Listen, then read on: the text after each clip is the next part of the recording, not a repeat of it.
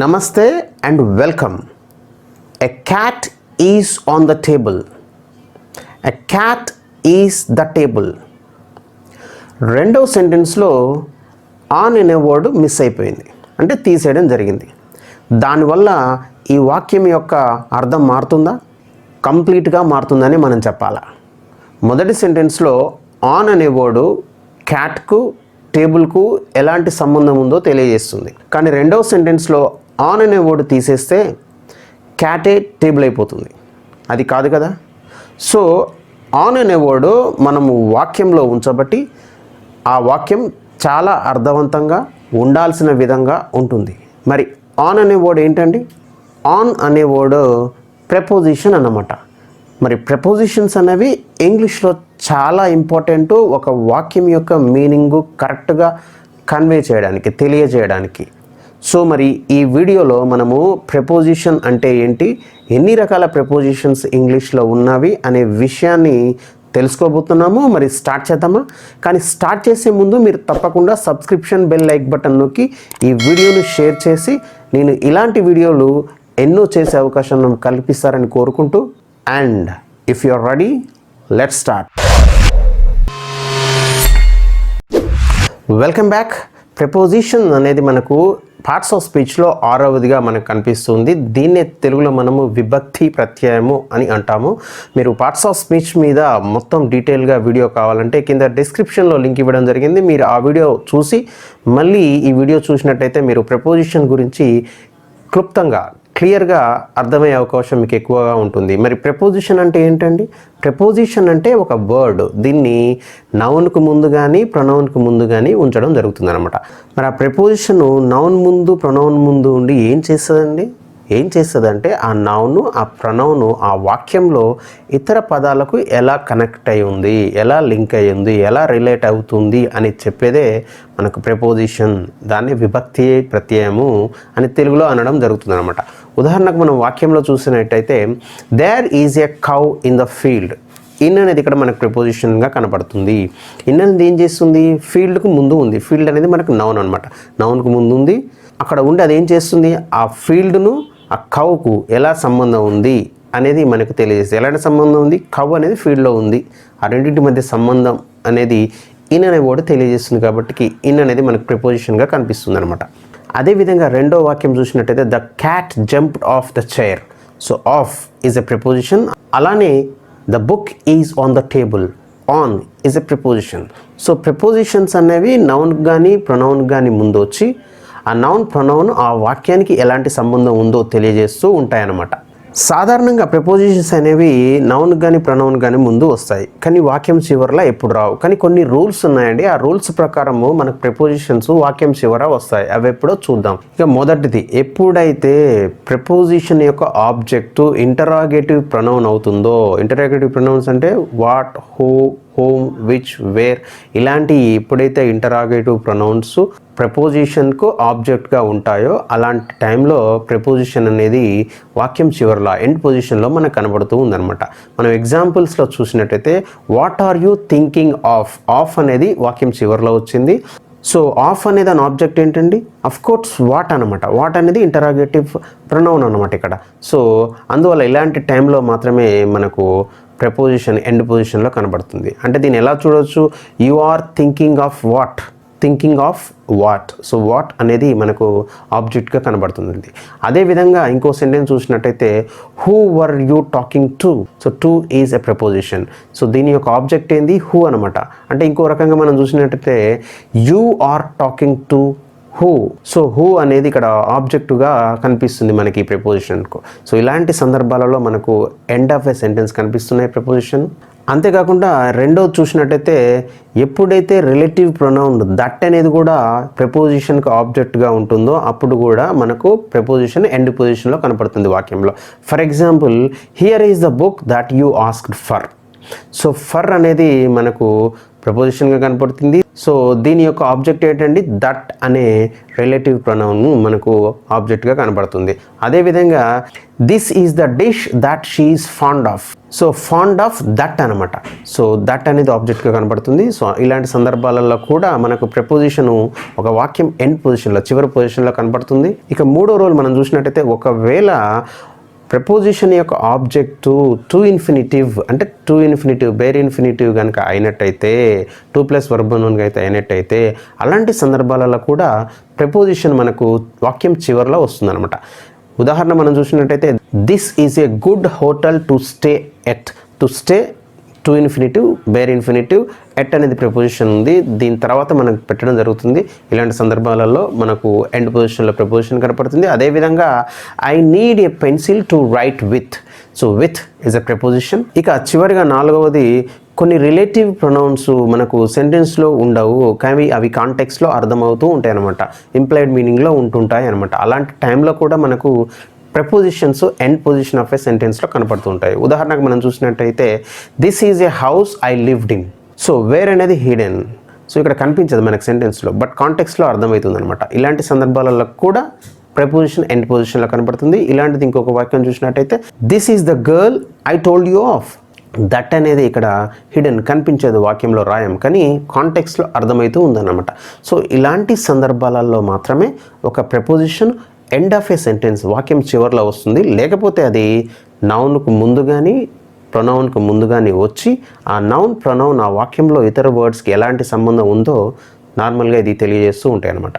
మరి ఇంగ్లీష్ భాషలో ప్రెపోజిషన్స్ అసలు ఎన్ని రకాలుగా ఉన్నాయో ఇప్పుడు తెలుసుకొని వాటి గురించి నేర్చుకోవడానికి ప్రయత్నం చేద్దాం. సో ఇంగ్లీష్ లాంగ్వేజ్లో మనకు ఒక 4 రకాల ప్రెపోజిషన్స్ కనపడుతూ ఉంటాయండి. అవి ఏంటంటే మొదటిది సింపుల్ ప్రెపోజిషన్, రెండవది కాంపౌండ్ ప్రెపోజిషన్, మూడవది ఫ్రేజ్ ప్రెపోజిషన్, నాలుగవది పొసెసివ్ ప్రెపోజిషన్స్గా మనం డివైడ్ చేసుకోవడం జరిగిందనమాట. ఇక ఇప్పుడు ఒక్కొక్క దాన్ని తీసుకొని ఒక్కొక్క దాని గురించి కొంచెం ఎక్కువ ఇన్ఫర్మేషన్ తెలుసుకోవడానికి ప్రయత్నం చేద్దాం.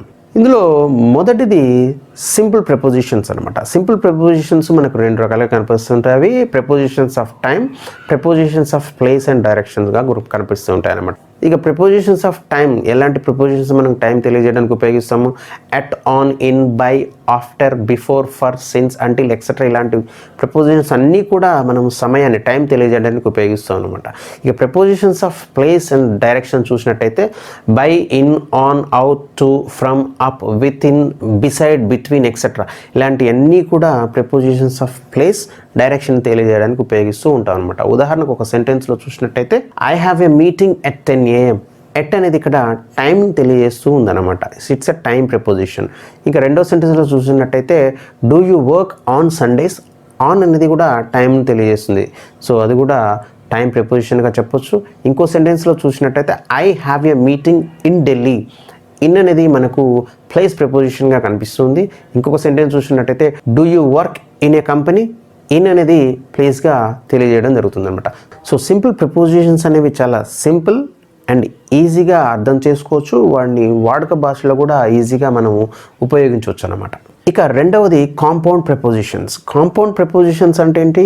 ఒక నౌన్కి కానీ యాడ్జెక్టివ్కి కానీ యాడ్వర్బ్కి కానీ ప్రిఫిక్స్ ముందు ఒక 2 లెటర్స్ కానీ మనం యాడ్ చేసినట్టయితే అవి కాంపౌండ్ ప్రిపోజిషన్స్గా మారే అవకాశం ఉంటుంది అనమాట. ఏంటి అవి? ఏ ఆర్ బిఈబి. ఈ 2, ఏ అంటే నో అన్నట్టు, బిఏ అంటే బి అంటే బై అన్నట్టు. ఈ 2 కానీ యాడ్ చేసినట్టయితే అది కానీ ఇది కానీ యాడ్ చేసినట్టయితే మనకు కాంపౌండ్ ప్రిపోజిషన్ ఏర్పడడం జరుగుతుంది అనమాట. ఉదాహరణకు about, above, across, along, amidst, among, around, before, behind, below, beside, between, beyond ఇవన్నీ కూడా మనకు కాంపౌండ్ ప్రిపోజిషన్స్గా కనిపిస్తూ ఉంటాయి అన్నమాట.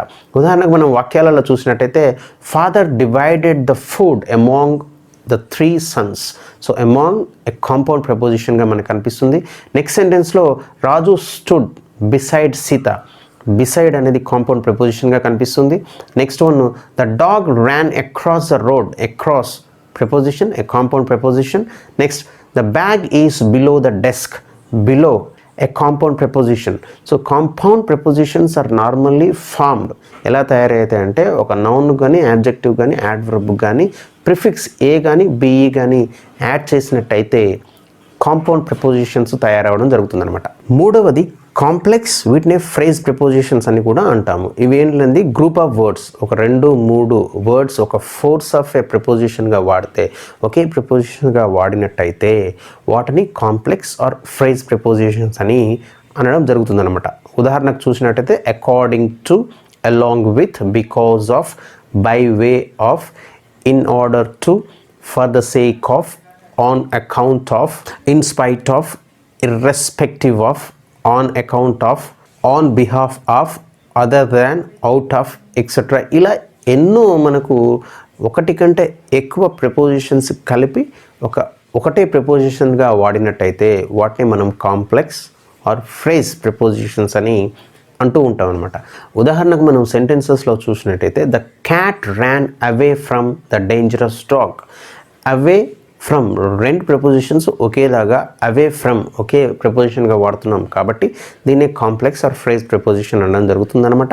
ఇక నెక్స్ట్ సెంటెన్స్ చూసినట్టయితే there is a big forest outside of my village. Outside of phrase preposition. Next sentence I spoke on behalf of my father. On behalf of 3 words as single preposition. So complex or phrase preposition. Next sentence I dream of standing on top of Mount Everest. On top of phrase preposition అనమాట. So phrase prepositions అనేది group of words ఒకే ప్రిపోజిషన్గా వాడినట్టయితే వాటిని phrase are complex prepositions అని మనం అనడం జరుగుతుందన్నమాట. 4వది possessive prepositions. Possessive prepositions అంటే ఏంటండి, ఒక వస్తువు ఒక వ్యక్తికి కానీ ఒక యానిమల్కి కానీ సంబంధించింది అని తెలియజేయడానికి మనం పొసెసివ్ ప్రపోజిషన్స్ వాడడం జరుగుతుంది అనమాట. ఇవి ఒక 3 ఉన్నాయి మనకు. అవే ఆఫ్, విత్, టు.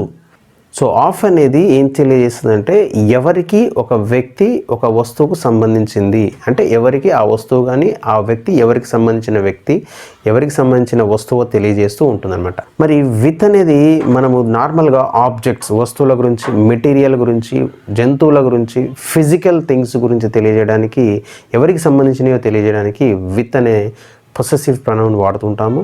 ఇక టు విషయానికి వచ్చినట్టయితే టు జనరల్గా ఏదైనా ఒక వస్తువు ఎవరికైనా సంబంధించింది అని చెప్పడానికి టు అనే పొసెసివ్ ప్రిపోజిషన్ మనం వాడడం జరుగుతుంది అనమాట. మనం ఎగ్జాంపుల్స్ చూసినట్టయితే he is friend of ours. So he అనేటైనా మాకు సంబంధించిన వ్యక్తి. సో ఆఫ్ అనేది మాకు సంబంధించిన ఫ్రెండు అని తెలియజేస్తుంది అనమాట. This is the house of my uncle. Of uncle యొక్క, సో అతని పొజిషన్ తెలియజేస్తుంది. నెక్స్ట్ సెంటెన్స్ చూసినట్టయితే I saw a girl with pink dress. With అనేది పింక్ డ్రెస్ మెటీరియల్ గురించి తెలియజేస్తుంది. పింక్ డ్రెస్ అనేది ఒక మెటీరియల్, దాని గురించి తెలియజేస్తుంది. ద నెక్స్ట్ సెంటెన్స్ చూసినట్టయితే this garden belongs to the government. To the government, government the అని చెప్పడానికి టు ద గవర్నమెంట్ అనమాట. సో పొసెసివ్ ప్రొనౌన్స్ నార్మల్గా ఎవరి వస్తువు, ఎవరి వ్యక్తి, ఎవరికి సంబంధించింది అనేవే మనకు పొసెసివ్ ప్రొనౌన్స్ తెలియజేస్తూ ఉంటాయి అన్నమాట. ఇక ఇంగ్లీష్ లాంగ్వేజ్లో కొన్ని వర్డ్స్ మనము ప్రిపోజిషన్స్గా వాడుతుంటాము, యాడ్వర్బ్స్గా వాడుతుంటాము. మరి ఎలా గుర్తుపట్టాలి వాటిని అంటే, ఎప్పుడైతే ఒక వాక్యంలో ప్రిపోజిషన్ అనేది ఆ వాక్యం యొక్క నౌన్ను, ప్రొనౌన్ను ఇతర వర్డ్స్తో కనెక్ట్ చేస్తుందో, అంటే గవర్న్ చేస్తుందో, అది గుర్తుపట్టి మనం ఈ వర్డ్ ప్రిపోజిషన్ అని చెప్పొచ్చు. ఉదాహరణకు మనం ఒక వాక్యం చూసినట్టయితే he has come in. So in అనేది ఇక్కడ దేన్ని క్వాలిఫై చేస్తుంది? కమ్మును క్వాలిఫై చేస్తుంది. కమ్ అనేది ఏంటండి? వర్బ్ అనమాట. సో ఇన్ అనేది యాడ్వర్బ్, వర్బ్ గురించి చెప్తుంది కాబట్టి యాడ్వర్బ్. ఇదే ఇంకొక సెంటెన్స్లో మనం చూసినట్టయితే is he in his room. So in అనేది ఎక్కడ ఉందండి? రూమ్కి ముందు ఉంది, అంటే నౌన్కి ముందు ఉంది. సో ఇదేం తెలియజేస్తుంది? హీకి రూమ్కి ఉన్న సంబంధాన్ని తెలియజేస్తుంది అనమాట. సో అందువల్ల ఇన్ అనేది ఇక్కడ ప్రిపోజిషన్గా మనకు కనబడుతూ ఉందన్నమాట. సో అదేవిధంగా ఇంకా నెక్స్ట్ సెంటెన్స్ చూసినట్టయితే let us move on. On అనేది యాడ్వర్బ్ కనబడుతుంది. అలా కాకుండా ఇంకొక రకంగా చూసినట్టయితే the book is on the table. On ఇందులో ప్రిపోజిషన్గా కనబడుతుంది. నెక్స్ట్ సెంటెన్స్లో his father arrived soon after. So after అనేది యాడ్వర్బ్ కనబడుతుంది ఇందులో. నెక్స్ట్ సెంటెన్స్లో మనం చూసినట్టయితే after a month he returned. After అనేది ఇక్కడ ప్రిపోజిషన్గా వాడడం జరిగింది. నెక్స్ట్ సెంటెన్స్లో I have not seen him since. Since అనేది యాడ్వర్బ్గా కనబడుతుంది. ఇంకో సెంటెన్స్లో చూసినట్టయితే I have not slept since yesterday. Since అనేది మనకి ఇక్కడ ప్రిపోజిషన్గా కనబడుతుంది. నెక్స్ట్ సెంటెన్స్లో చూసినట్టయితే the wheel came off. Of అనేది ఇక్కడ యాడ్వర్బ్గా కనబడుతుంది. ఇంకో సెంటెన్స్లో చూసినట్టయితే the driver jumped off the car. Off అనేది ఇక్కడ ప్రిపోజిషన్గా కనబడుతుంది అనమాట. సో మనం ప్రిపోజిషన్ గుర్తుపట్టాలంటే అది ఎక్కడ ఉంది, దాని యొక్క వర్క్ ఏంటి, అది నౌన్ కానీ ప్రొనౌన్ కానీ వాక్యంలో ఇతర వర్డ్స్తో ఉన్న సంబంధాన్ని తెలియజేసినట్టయితే అప్పుడు మాత్రమే అది ప్రిపోజిషన్గా మనం గుర్తుపెట్టుకోవాల్సిన అవసరం ఉంటుంది. లేకపోతే అది యాడ్వర్బ్ అని కూడా మనం గమనించాల్సిన అవసరం ఎంతైనా ఉంటుంది. మరి ఈ వీడియో ద్వారా మీరు ప్రిపోజిషన్ అంటే ఏంటి, ప్రిపోజిషన్ ఎన్ని రకాలుగా కనిపిస్తుంది, వాటిని ఎగ్జాంపుల్స్లో మీకు ఈజీగా అర్థమైందని నేను అనుకుంటున్నానండి. ఒకవేళ మీరు ఈ వీడియో మీకు ఉపయోగకరం అని మీరు భావిస్తే మీరు తప్పకుండా సబ్స్క్రిప్షన్ బెల్ లైక్ బటన్ నొక్కి ఈ వీడియోని షేర్ చేసి నేను ఇలాంటి వీడియోలు ఎన్నో చేసే అవకాశం నాకు కల్పిస్తారని కోరుకుంటూ thank you very much for watching the entire video.